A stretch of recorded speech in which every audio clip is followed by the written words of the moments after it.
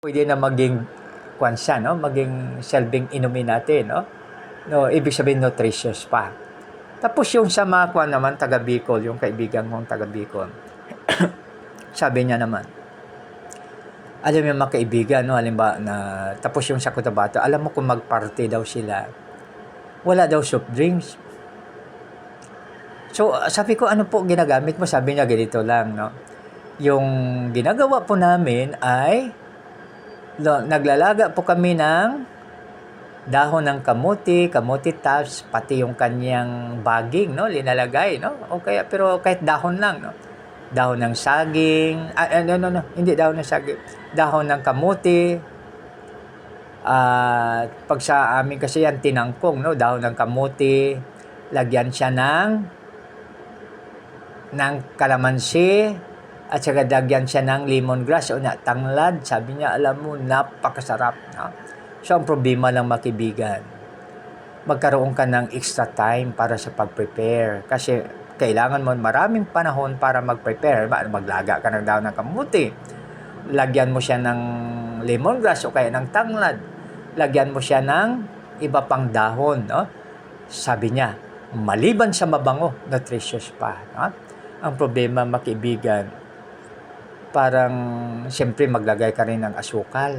No? So, ibig sabihin na ano rin, no? Pero ang iniinom ng mga bisita ay napakaganda, no? 'Di ba? Napakaganda na ang ating ipainom ay nutritious drinks, no? So, yan, no? Kaya napakaganda, magkaibigan, pag yan po ang ating gagawin, no? Kaya ayaramin ko ulit ang sinabi ng ating expert at nakalimutan ko po kung sino nagsabi. Basta ang sabi niya, hayaan po natin ang ating pagkain ay ating gamot at hayaan natin ang gamot natin ay magiging pagkain po natin. So, ganun po, mga kaibigan, no? So, napakaganda siya na makatulong po sa atin, no? So, yan, no? So, yun naman, no? Kaya, gawin natin yung ating makakaya, and yung hindi natin makaya, our God Almighty will help us na tutulungan po tayo dahil siya ay sumasagot ng panalangin, no? So, yan, ulitin ko, mga kaibigan, tumawag sa Diyos ang walang pag-asa, sila iniligtas sa hirap at dusa. In my desperation, I prayed, and the Lord listened.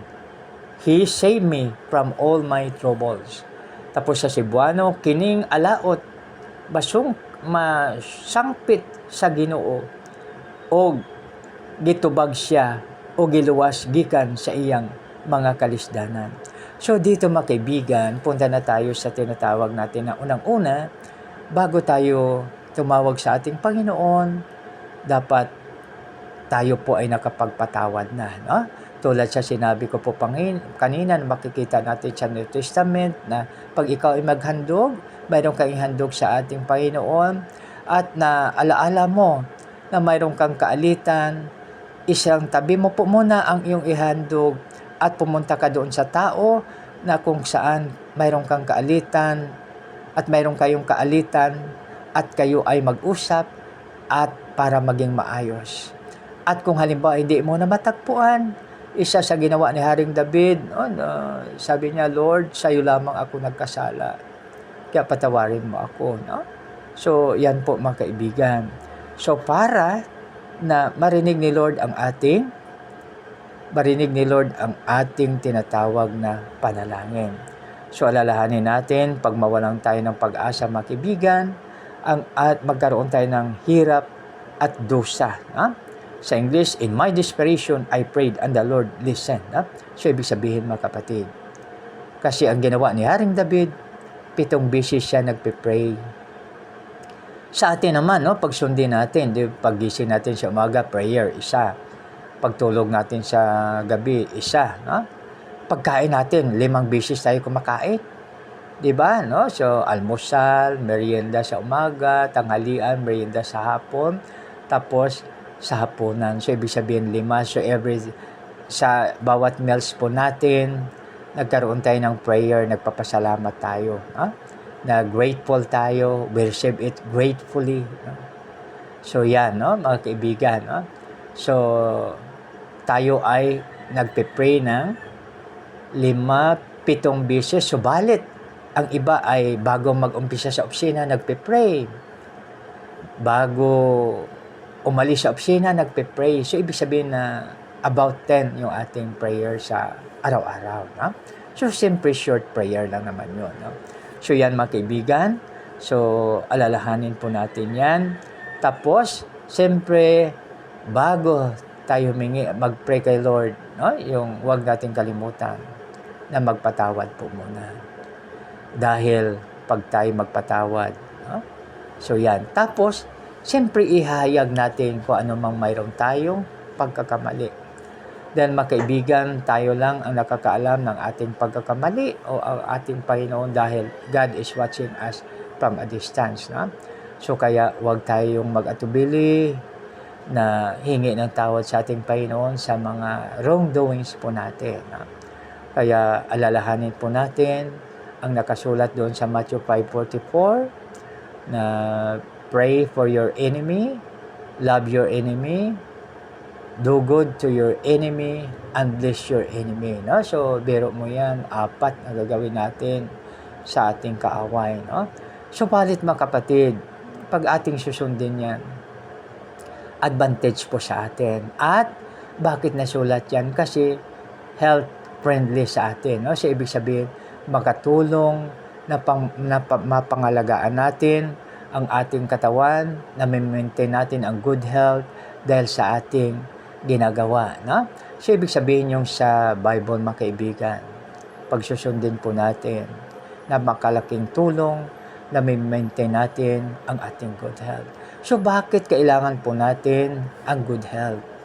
Upang tayo ay makatulong sa ating kapwa dahil hindi tayo nabubuhay para sa ating sarili lamang, kundi nabubuhay tayo para rin po sa ating kapwa. No? Kasi, sinabi ko po kanina, we need each other. No man is an island. No? Kaya ang ating makapitbahay ay mas maigi sa ating makapatid na malayo po sa atin dahil sa oras ng pangailangan, pwede po natin silang lapitan. No? So, di ba yung kapitbahay natin, yon ang pinaka-the best na ating dapat na kasi sila ay makatulong sa atin sa oras ng pangailangan. Pag tayo ay alalahanin natin, pag tayo ay kung ano man ang ating itinanim, yun din po ang ating aanihin. Kaya gawin natin ng the best. We will do our best. We will help each other. We will remind each other na magtulungan po tayo. Lalong-lalo na sa ating mga kapitbahay. At saka kung sa actual na kapitbahay, kung saan tayo nakatira, yung makatabi natin, kapitbahay natin. Pag sa trabaho natin, ang kasama natin sa trabaho, yun ang ating mga kapitbahay. Kaya makibigan, napakaganda pag yan po ang ating gagawin. Sa muli, I will read this for the last time. Yung ating teksto, mga kaibigan, pwede tayo mag-search, copy-paste, at saka mag-send sa ating mga kaibigan. Mga awit 34:6, Psalms 34:6, aking babasahin sa muli for the last time, mga kaibigan. Tumawag sa Diyos ang walang pag-asa. Siya ay niligtas sa hirap at dusa. Sa hirap at dusa.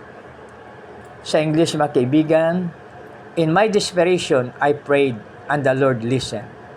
He saved me from all my troubles. Sa Cebuano, kining alaot, misangpit sa Ginoo. O gitubag siya, o giluwas gikan sa iyang mga kalisdanan. Kaya makibigan, napakabuti at napakadakila ang ating Panginoon. Subalit, ang ating panalangin ay hindi maririnig kung tayo po ay may kaalit o kung tayo po ay hindi pa nagpatawad pag may tinatago pa tayo. Kaya ating sabihin sa Kanya ang lahat na wala tayong maitago sa Kanya upang maging maayos po, mga kaibigan. Kaya sa pagkakataong ito, tayo na po ay manalangin sa ating Panginoon. Lord, maraming salamat po sa iyong salita. Maraming salamat po, Panginoon, na ikaw ay dumidinig ng panalangin.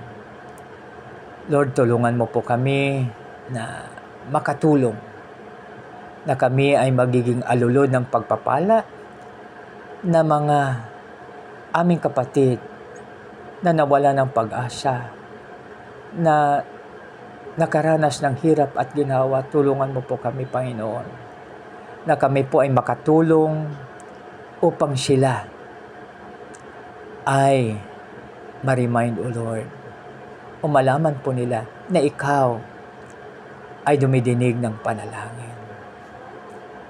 At Ikaw ay tumutulong, Panginoon, upang kami ay makaya namin hanggang ito ay magkaroon ng blessings kami na mula sa iyo, na anuman mga challenge sa buhay ay magiging pagpapala dahil sa iyong pagpapala, Panginoon, at dahil sa iyong tulong sa amin, dahil sa iyong grace, O Lord.